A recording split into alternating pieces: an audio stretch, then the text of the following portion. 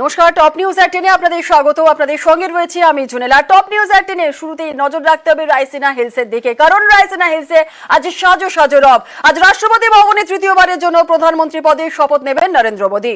সন্ধ্যে ঠিক 7:15 নাগাদ মোদীকে শপথ বাক্য পাঠ করাবেন রাষ্ট্রপতি দ্রৌপদী মুর্মু, আর শপথ নেবে মন্ত্রিসভাও।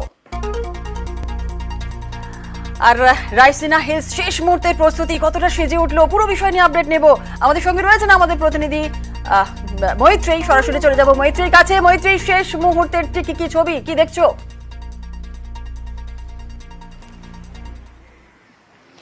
দেখো, এই মুহূর্তে আমরা দাঁড়িয়ে রয়েছি বিজয় চকে, একেবারে রাইসিনা হিলসের সামনে।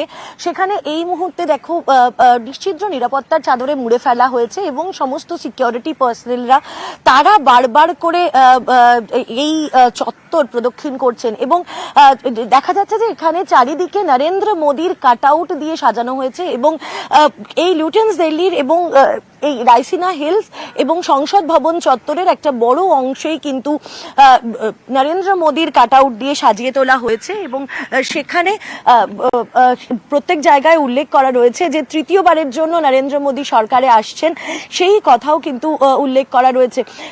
ইতিমধ্যেই যে প্রস্তুতির যে অংশ, একদিকে হচ্ছে সংসদ ভবনের মাফ করবে রাইসিনা হিলসের ভেতরের প্রস্তুতি, সেখানে সমস্ত যারা ডেলিগেটসরা আসবেন তাদের বসানোর জন্য প্রস্তুতি, তাদের নিরাপত্তা আঁটোসাঁটো করার প্রস্তুতি এবং এখনো পর্যন্ত আমরা যেটা দেখতে পাচ্ছি যে সেই প্রস্তুতি কিন্তু চূড়ান্ত করা হচ্ছে। দফায় দফায় টহলদারি চলছে সেনা এবং দিল্লি পুলিশের যারা কর্তারা রয়েছেন এবং যারা নিরাপত্তার দায়িত্বে রয়েছেন, যে সমস্ত আধিকারিকেরা, তারা বারবার টহল দিচ্ছেন। পিসিআর ভ্যান বারবার টহল দিচ্ছে এই গোটা চত্বর জুড়ে।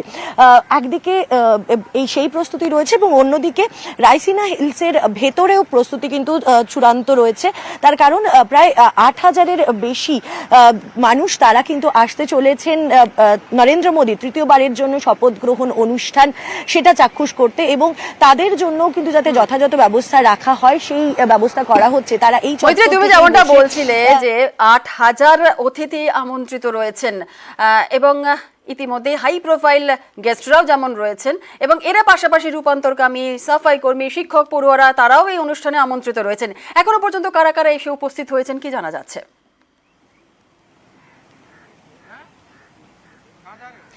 দেখো, এখনো পর্যন্ত বিভিন্ন দেশের রাষ্ট্রপ্রধানরা তারা আসতে শুরু করেছেন। কিছুক্ষণ আগে মলদ্বীপের প্রধানমন্ত্রী তিনি এসে পৌঁছেছেন।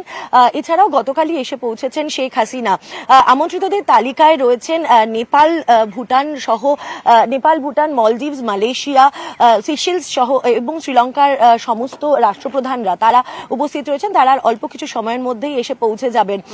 8,000 আমন্ত্রিতর মধ্যে কিন্তু যেমন তুমি বলছিলে যে সেলিব্রিটিরা রয়েছেন, আর রয়েছেন পদ্ম পুরস্কার প্রাপ্ত বিভিন্ন মানুষ, বিভিন্ন বিশিষ্ট মানুষ, এবং তার সঙ্গে সঙ্গে কিন্তু সাধারণ মানুষরা রয়েছেন। তার মধ্যে যেমন রয়েছেন এই যে দ্বিতীয়বারের জন্য যে লোকসভা ভবন, যে নতুন লোকসভা ভবন তৈরি হয়েছে, সেই লোকসভা ভবনের প্রায় 3,000 কর্মী তারা উপস্থিত থাকবেন। এছাড়াও র্যাটহোল শ্রমিক যারা উত্তরাখণ্ডের বিপর্যয়ে আটকে পড়েছিলেন তাদের উপস্থিত থাকার কথা রয়েছে এবং তাদেরকে উদ্ধার যারা করেছিলেন তারা উপস্থিত থাকবেন। মন কি বাতের পার্টিসিপেন্টসরা তারা উপস্থিত থাকবেন এবং ভারতের বেশ কিছু অংশের যারা লোক সংস্কৃতি এবং সাংস্কৃতিক জগতের মানুষরা উপস্থিত থাকবেন। এছাড়াও বিজেপির বিভিন্ন রাজ্যের যারা এবারের লোকসভা প্রার্থী, বিভিন্ন রাজ্য থেকে যারা প্রার্থী হয়েছেন, তাছাড়া বিভিন্ন রাজ্যের বিধায়ক এবং জেলা আধিকারিকরা তাদেরকেও আমন্ত্রণ জানানো হয়েছে। আমরা এখনো পর্যন্ত এটা জানতে পারছি পশ্চিমবঙ্গ থেকে সুকান্ত মজুমদার তো আছেনই, বিভিন্ন লোকসভা কেন্দ্রের প্রার্থীরা থাকছেন। দিলীপ ঘোষ তিনি আসছেন, শুভেন্দু অধিকারী আসছেন এবং অর্জুন সিং তিনিও কিন্তু আসছেন এই শপথ গ্রহণ অনুষ্ঠানে অংশগ্রহণ করার জন্য। একেবারে মৈত্রী, আর সেই দিকে তো অবশ্যই আমাদের সন্ধ্যের দিকে নজর থাকবে, কিন্তু তার আগে আজ সকালে রাজঘাটে নরেন্দ্র মোদী তিনি পৌঁছে যান। মহাত্মা গান্ধীকে শ্রদ্ধা জ্ঞাপন করেন নরেন্দ্র মোদী। আরো একটু বিস্তারিত জানতে চাইবো আজ কি কি করলেন নরেন্দ্র মোদী।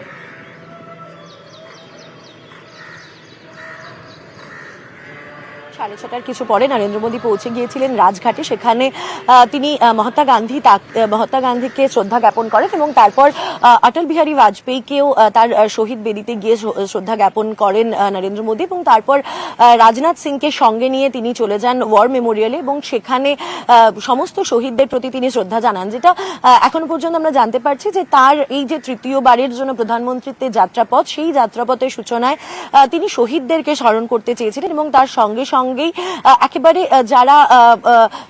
যারা তার পথের যাদেরকে দেখে তিনি পথ শুরু করেছেন এই প্রধানমন্ত্রীত্বের যাত্রাপথ, সেই অটল বিহারী বাজপেয়ীকে তিনি শ্রদ্ধার্ঘ্য জানাতে চেয়েছিলেন। এবং একই সঙ্গে মহাত্মা গান্ধী, যার প্রতিও তার অনেক তাকে একাধিক ক্ষেত্রে নরেন্দ্র মোদীকে দেখা যায় যে তার কথা উল্লেখ করতে, তার বাণী উল্লেখ করতে, তাকেও এই তৃতীয়বারের জন্য প্রধানমন্ত্রীত্বের পথ শুরু করার আগে প্রণাম জানাতে চেয়েছিলেন এবং সেই কারণেই আজকে সকালে নরেন্দ্র মোদীর এই ভিজিট।